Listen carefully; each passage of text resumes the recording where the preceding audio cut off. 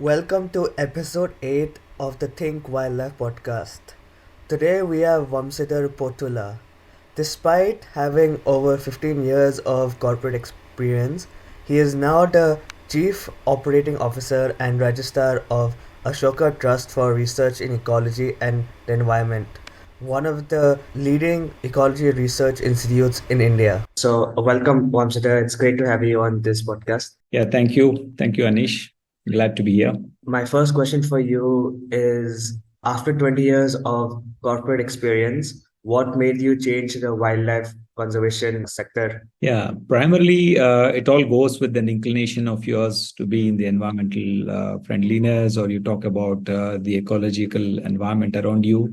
So, the primary drive is that you'd love to be something which you passionately want to do. It can be with wildlife, it can be with conservation, or it can be with various flora and fauna and all that. That's how it starts, and that is one of the reasons probably. And then eventually, during the course of your corporate career too, if anyone has an interest in that, you get driven towards initiatives of the respective corporate in terms of CSR, or in terms of the work we do in anything which is more relevant to the environment. That is where your kind of inclination goes, and then that draws you to be part of some social initiatives, social sector. So, for example, in case of mine, I've been an active Rotarian, and within the Rotary, then I've been involved in a lot of projects which were again driven by environment, ecology. It can be restoration, it can be rehabilitation of lakes, or it can be something to do with, of course, in a earlier, it was all about the understanding is environment is about more of plantations and things like that. But when you deep dive, you understand that that is not the only one. The bottom line is that it's all about your passion, but there is a lot you can do with the corporate rich experience. I mean, that's how I felt like, it is time for you to really go back and give back. And at the same time, you can leverage your vast experience. So, how have your experiences in the corporate sector helped you guide such a prestigious wildlife institute such as ATREE? Yeah. I would say it helped me immensely. The one thing which I could bring in is the institutional building, because institutions like ATREE are very, as you rightly said, we're very unique because we have multiple entities. Like ATREE is an organization which has got a think tank and a research organization. We have an academia which offers the PhD and the master's program, and we do have a grassroots level NGO in our community conservation centers. So when we are having such a complex, very unique organization, the institution need to be built. So there definitely comes a stage where it needs to transform and be relevant with the times. And more importantly, the transformation I'm talking about is not that you are inwardly focused, but you should also look at the outside world to be more relevant with the changing environmental challenges. While ATREE has always been adept at it, things like communications, for example, it can be mostly a research to research communication which was in focus. So if you're talking about public engagement, if you're talking about citizen sciences, civic engagement, that's where the entire shift is moving from a research to research communication to a research to public kind of a communication. So that is in one step. And the other aspect is in terms of even today, while most of the non-profits will mostly depend on fundraisings and fund from various donors, philanthropies and HNIs, and it can be foundations. But what is changing the shift is that the expectations of this donor community is also moving from making an output driven to a more outcome driven, and which very clearly indicates there is an impact which are very clearly seen. So the social impact part of it, the public engagement part of it, has really become more core now. So what I could bring with my experience is these kind of changes, which actually puts you into the map more actively. And of course, keeping aside the interdisciplinarity which is already existing in a organization like ATREE, but how can you leverage that? Because you're very unique. but it's like a best kept secret. People don't know how unique and how different you are from the other organizations. So I think the way it helped me is that to the potential or the kind of it's like a surprise element of many people don't know about what ATREE does. This is huge to communicate, excepting for people who are in this domain, who does a little more deep understanding and research into it. Otherwise, there's a lot people don't know, and that's what we are trying to unleash and trying to uncover and tell to the world the stories of what ATREE does, which is making a significant impact to the ecological ecosystem system here. Yeah. And how difficult was this transition from the corporate sector to the non-profit setup? Yeah. I don't find there is a major challenge in the sense that again, as I mentioned to you, it is all about your primarily it is driven by your passion. One, two, the basic thing which the differentiating factor between a corporate and here is that we need a lot of perseverance and patience here because things happen. You cannot push it the way you are pushing it in a corporate world because you are more driven by objectives. And the moment the objectives are driven, you sometimes go all out and do it. Here going all out is not practically feasible in a physical scenario because it is dependent on various external factors, which it depends on various elements which are not under your direct control. So that is one thing. But the biggest thing which I realized is that the efforts are almost double. I mean, if people think that getting into this sector is something which is very easy and cozy, it is not so. Your efforts are almost 2x. But the best part is the kind of output satisfaction or the kind of fulfillment you get is more than 10x. So that's the primary difference. That is where you get motivated to do, because if you're working for, let's say, 8, 10, 11, 12 hours, there's no pain or no stress you feel in these kind of sectors because everything is actually somewhere contributing to something which is impactful. I mean, that is where the transition becomes easier for people who look in that angle. When someone looks at it in an angle of, thinking that you need to put less effort physically or mentally, then it might not be the right way of looking at things. But someone who's looking at the effort versus the output or the satisfaction, I think this is a place. What advice would you give to younger people who are willing to make a similar transition from the corporate sector to the non-profit? Yeah. So for people who wanted to really shift, I put it in two levels. One is younger generation who are probably starting their career or almost, in the initial stages of a career. If they want to shift, yes, that shift for them is more towards, beating the monotony of what they're doing in a process-driven organizations or the so-called, very structured ecosystems where they're working on it. But for them, it is all about they can come here and pursue the dreams of really, experimenting, trying to innovate, being a little more creative, and really get the hang of what they would have dreamt of being in a field. It can be in terms of wild, or it can be in terms of nature, or anything. So for them, it is exciting because they're pursuing their passion. They're doing what they're loving.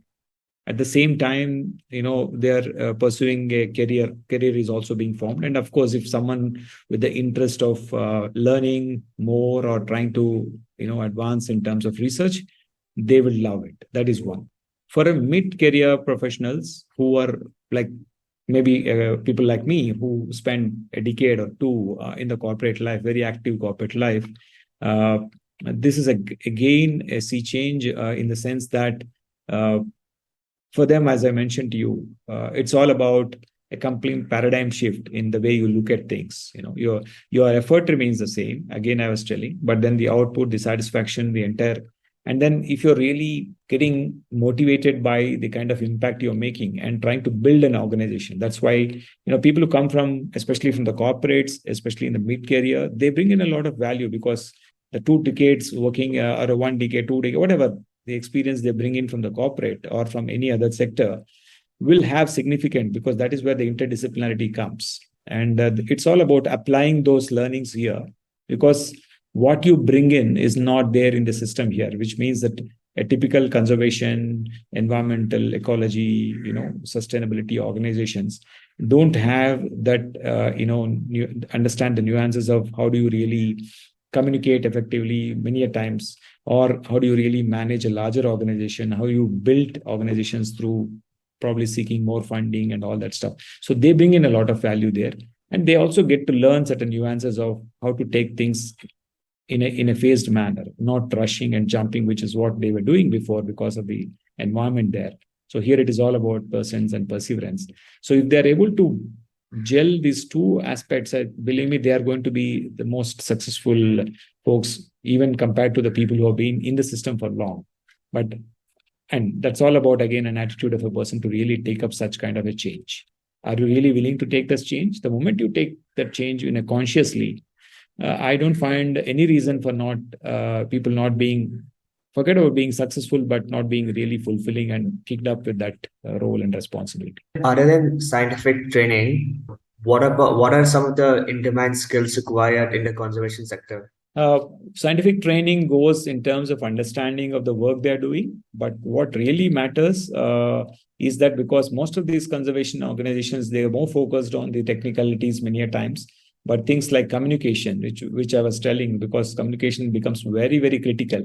Yeah, you may call it as a science communication, but even otherwise, a communication to get an outreach. Because for any conservation today, if you tell you have to really show an impact, there should be a very active outreach.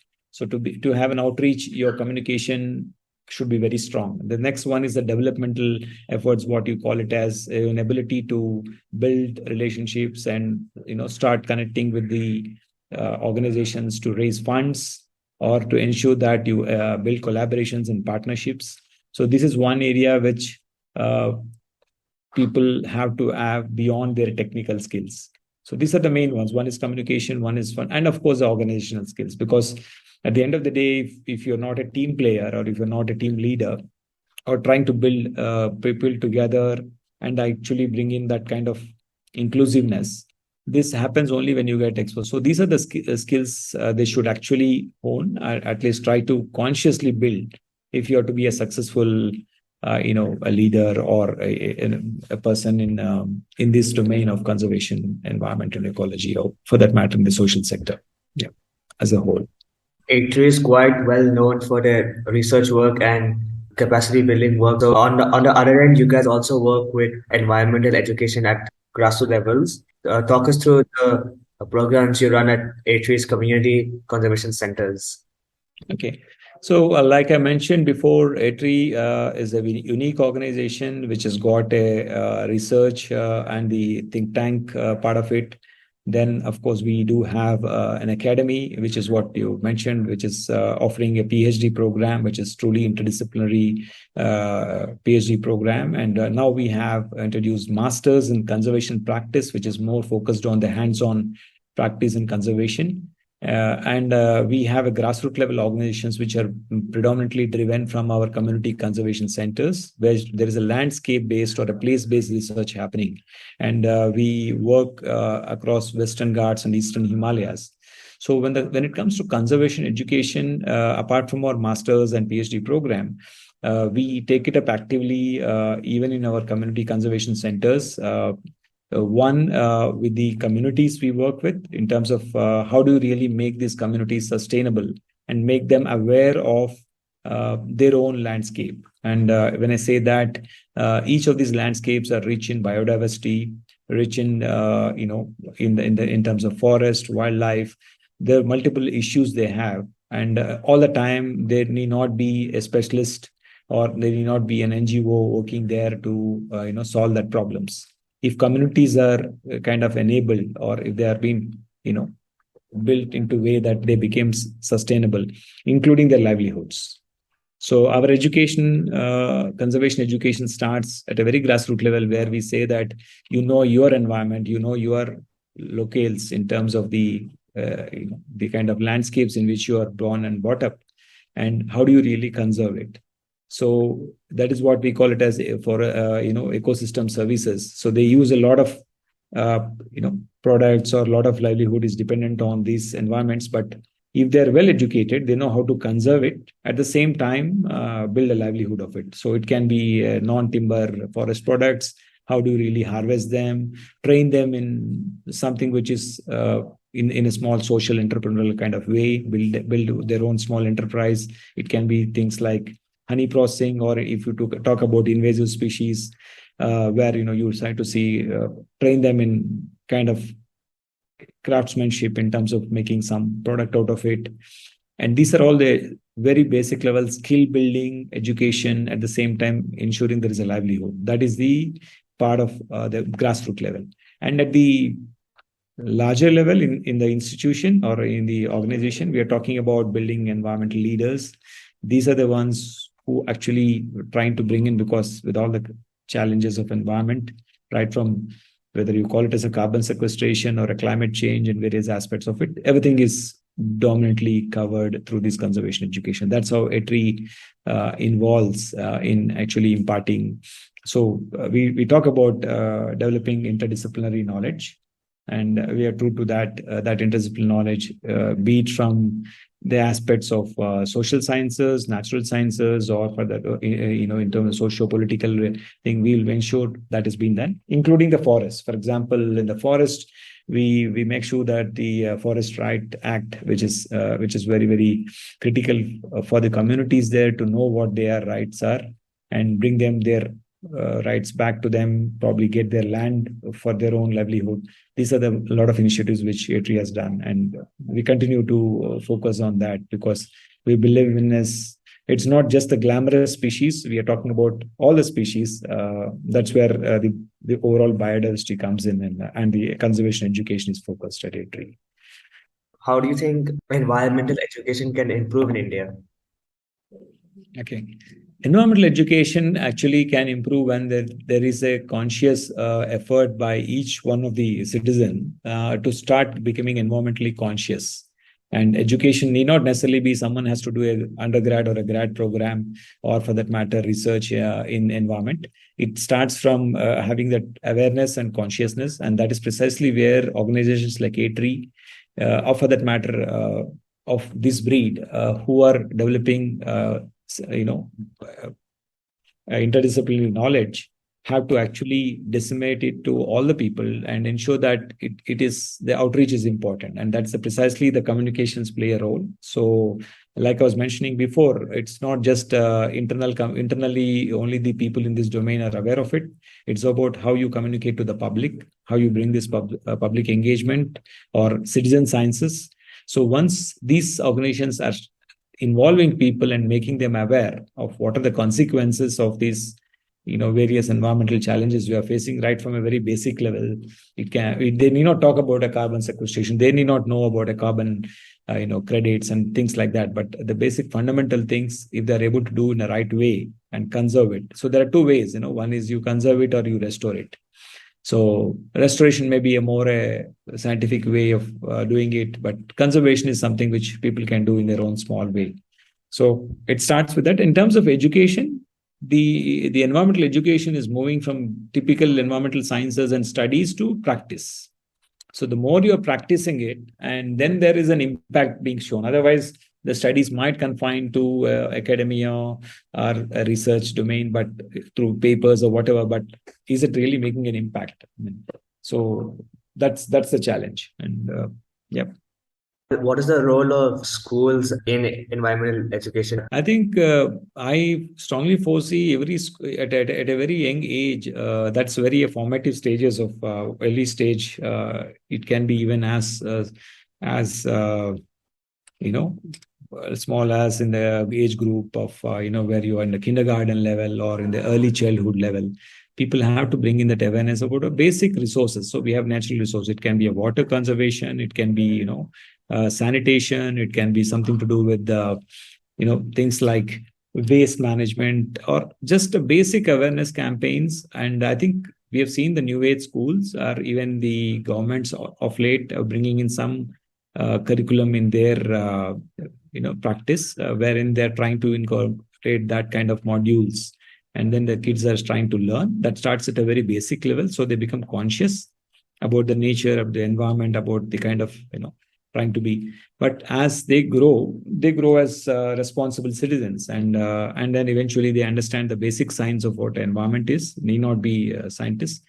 And then it's all about how you create that excitement. So environment today, or wildlife today, or wildlife conservation today is all about a lot of glamour to it. So many times as they grow up, they might look at the glamorous animals and say that they get attracted to it, but lesser known species, that is what we say in ATREE, that biodiversity is, it includes all the kind of species. It can be, we focus on even the smallest of the insect or a bug, which contributes to the biodiversity or the conservation. And these kids have to know, because in the initial stages, they start learning things which actually come out with the fear that, okay, let us say, a spider is scary to them, or let's say even a bug is, the moment you see a bug, but they don't understand if there are some modules. That's what we are trying to bring in, to know how the birds, or how the smaller species of animals are really useful to the society, or useful to the environment, and they can easily understand. At least you start making them like them by which your small the pictorial storytelling kind of stuff, where you are making the kids start actually liking this species, rather than from the day one you find a insect, you kill them, or things like that. I think this is very critical, and it comes as a system. But I am glad that there has been a significant improvement, change we are finding, but there's a long way to go. But yes, this can be brought in by more youth like you guys, who in organizations like the TWF. I'm glad that you started that initiative and bringing that awareness. I've seen your blogs, I can see your coverage across, and you've been very actively trying to propagate and bring in a very small, simple language. I think that endeavor is more important. A small storytelling or a small book or whatever, which probably makes them take things in a different, look at things in different way and start liking it, rather than trying to look at as a, so that way, yes, there's a lot that can be done, but I think it should be incorporated as a small module or a subject or a course or a small curriculum in each of these various levels of education, apart from whatever the core subjects they have. ATREE is celebrating its 25th year this year. So how are the celebration planning going? And you guys are hosting a massive event at the IISc campus. So talk us through that. Yeah, so it's really a very exciting moment for each one of us at ATREE, because 25 is no small achievement, and especially 25 years of building interdisciplinary knowledge, and of course developing future environmental leaders. ATREE has, to its credit, around 35 odd PhD students who passed out, and they are in different parts of the world in terms of contributing to conservation, environment, ecology, in academia, in the social sector, in the non-profit sector, and of course in research organizations across think tanks.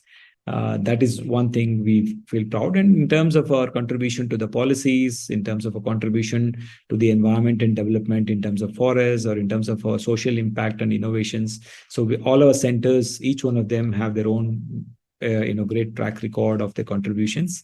So we are going to showcase all our things. So the event is actually the themed as life and lives, lives and life, whichever way you call it. And we are wanting to showcase this in 4 things, waterscapes, landscapes, naturescapes, and 4. So that is what 4 thematic areas. And at the same time, we are also having certain interesting public engagement kind of topics, which is called a cafe controversy, whether it is like, do you really need to feed animals? Is it right? And do you really need to plant? What is it? Do you need to plant trees or you should not? Or where do you need to do it? Or do you need to really go organic? These are all very public interested topics which people have a lot of controversy. And so we have people from both the pro and con. They're trying to debate and come to it. So these are all, and they're quite an interesting for the public. There are board games on environment conservation, which is going to be interesting for the kids. And then we are also having a sound booth which says about, how do you identify the various sounds of, it can be various species of animals or birds or whatever. So otherwise we have a plenaries for which are really of interesting topics. I think that way we are proud to celebrate this. Truly, we are celebrating that interdisciplinary aspect of it, because the way we approach, see the difference of any other institution and what ATREE is that no one has looked biodiversity or conservation in a holistic point of view. So what we bring in is, whether it is a social science, social sciences or natural sciences, or for that matter, we look at it in a way which is a very holistic one. And how do we really link that with various things? We link all of them and then see the nuances of it, whether it is in the sociological way, anthropological way. So all aspects are embedded. So we are just trying to bring that, showcase this during the event. And that is where we want people to start understanding the impact of how they can contribute to the ecological, environmental kind of practices which they can adopt. So it's a very exciting time. I think wholeheartedly it is a public event. We are wanting more students, and in fact we are inviting students from all across, whether it's students from colleges, from schools, to come in large number and really understand the work. And we are doing that to our level best, and we are looking forward for that. Yeah. So I'll definitely attend. So that is my last question for the day. And thank you for your time. It's been a very valuable 25 odd minutes. Great. Yeah. So that's nice, and very nice speaking to you. I would congratulate you guys for the work you've been doing through your foundation. And I find it very interesting that being such, and that's what we need. We need youth like you to really take such initiatives and drive that awareness. And all the questions you asked are all addressed if people like you are really propagating this and trying to build that awareness and trying to bring in that moment kind of a thing in the youth. That's great job done by you guys. Appreciate your work, and all the best to you guys. Yeah. Thank